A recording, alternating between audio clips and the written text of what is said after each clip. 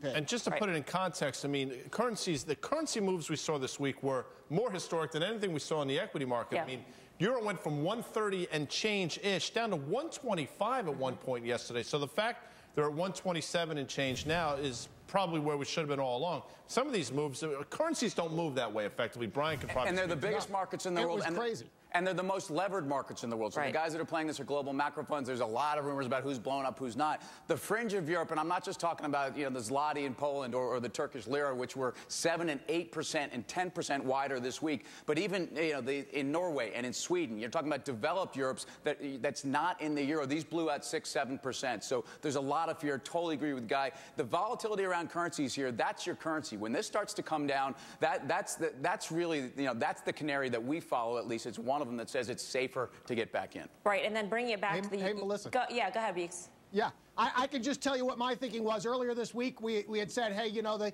euro target might be 125 now. In my head, I put on positions to trade that for 2 to 3 months down the range. I didn't think it was going to happen in 2 to 3 days. Okay, we want to move on. Beeks, we'll talk to you a little bit later on in the show. Let's continue to follow the speculation surrounding